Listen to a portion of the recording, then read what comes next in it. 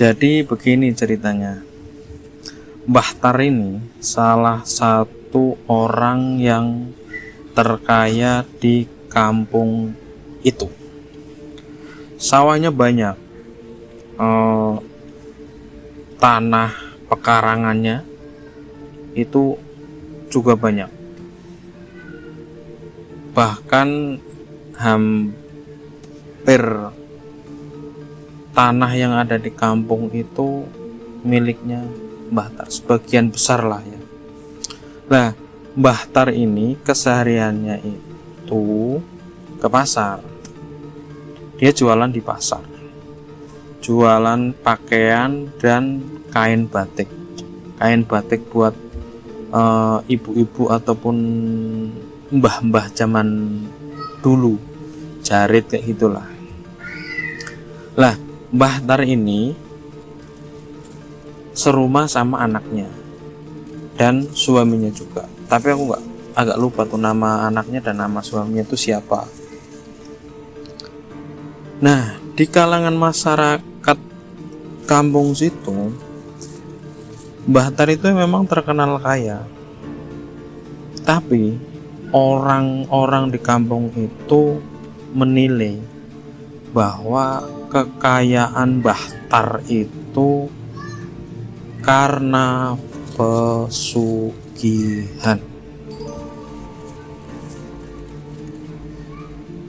Dan isu itu sudah berembus bertahun-tahun. Masyarakat tadinya sih sekedar mungkin taunya itu isu saja ya. Tapi ada kejadian yang membuat masyarakat yakin bahwa Mbah Tar itu punya pesugihan dan pernah mengorbankan salah satu orang kepercayaan Mbah Tar yang disuruh untuk mengerjakan sawahnya Mbah Tar. Jadi keluarganya Mbah Tar ini sebenarnya banyak, tapi yang tinggal serumah sama Mbah Tar itu cuma satu, karena yang lain pindah. Nggak kuat dengan isu-isu yang beredar di masyarakat. Lah, siapa yang dikorbankan Mbah Tar itu? Kenapa orang-orang semakin yakin bahwa Mbah Tar itu punya pesugihan? Yang dikorbankan adalah keluarga dari salah satu orang kepercayaan Mbah Tar yang disuruh untuk mengerjakan sawahnya Mbah Tar. Karena di kampung itu biasanya kalau dia nggak sanggup mengerjakan sawah itu akan diolah sama orang, terus nanti sistemnya bagi hasil. Dan orang itu bernama Pak No. Pak No ini punya istri dan punya anak sekitar umur 4 tahun. Singkat cerita, Pak No itu sudah lama ikut Mbah Tar untuk mengerjakan sawah-sawahnya Mbah Tar itu udah lama. Nah, Mbah Tar itu juga baik banget sama keluarganya Pak No, istrinya, anaknya tuh baik. Mbah Tar itu kalau pulang dari pasar, dia suka ngasih jajanan buat anak dan istrinya Pak Tar.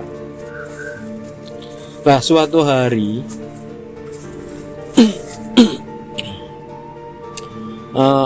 Pak No itu sama istrinya ke sawah. Terus anaknya dititipin sama adiknya Pak No, perempuan, karena masih tidur di kamar kan. Terus ditinggal ke sawah seperti biasa, tapi ini istrinya ikut karena banyak pekerjaan di sawah membantuin.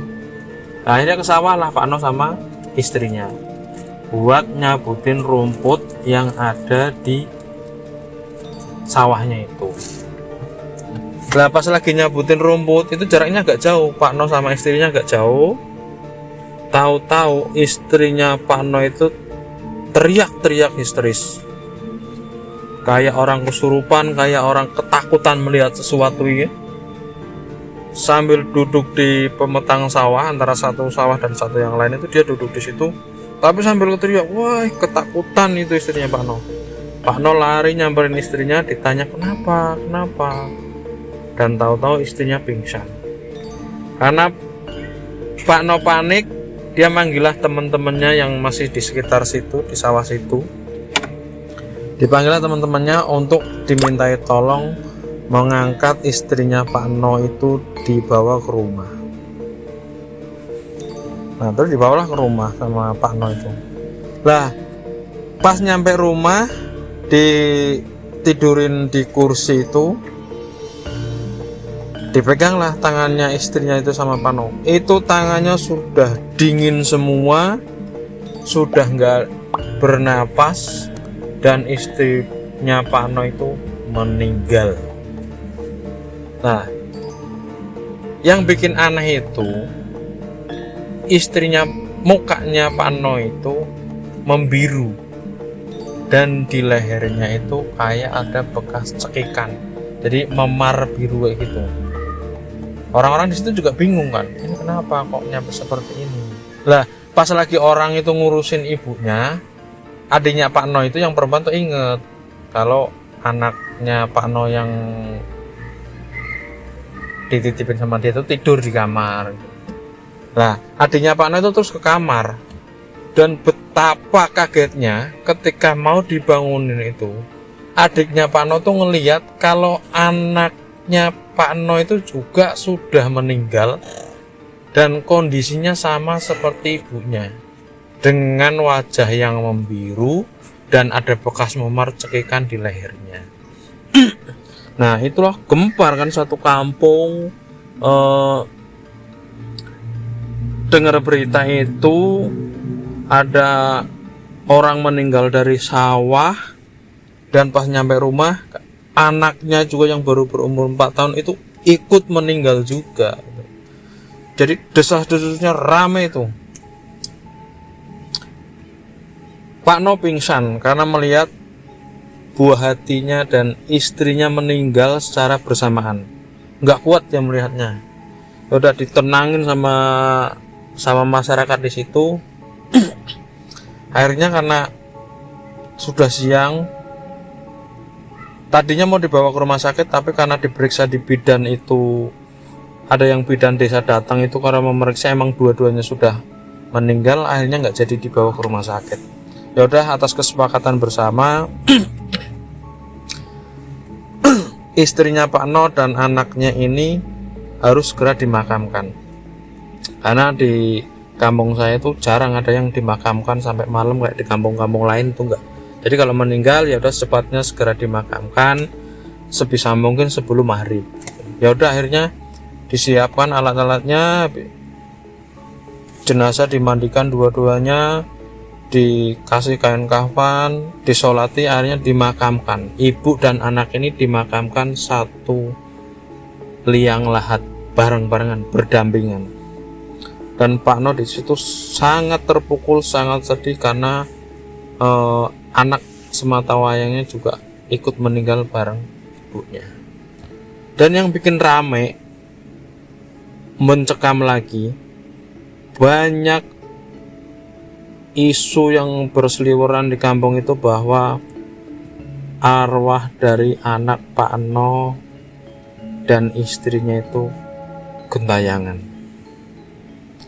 Dia sering kelihatan di area rumahnya Pak No dan sering kelihatan di area rumahnya Mbah Tar.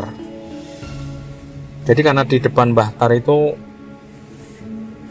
ada gang, nah di gangnya itu sering kelihatan banyak orang yang ngelihat istrinya Pak No itu arwahnya bergentayangan di situ. Lah, orang semakin percaya dong bahwa Mbah Tar itu punya kesugihan. Nah, berita itu semakin berkembang dari mulut ke mulut. Akhirnya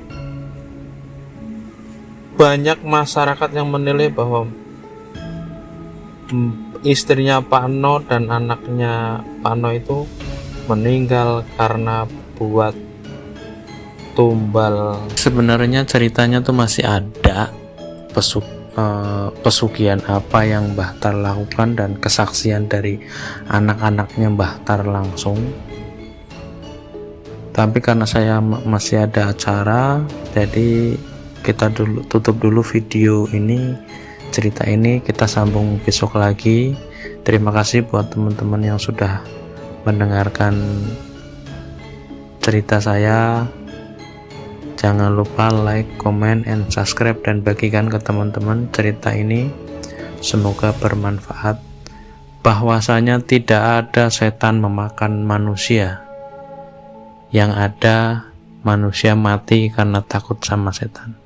Oke, jangan takut sama setan. Sukses terus. Assalamualaikum warahmatullahi wabarakatuh. Dadah.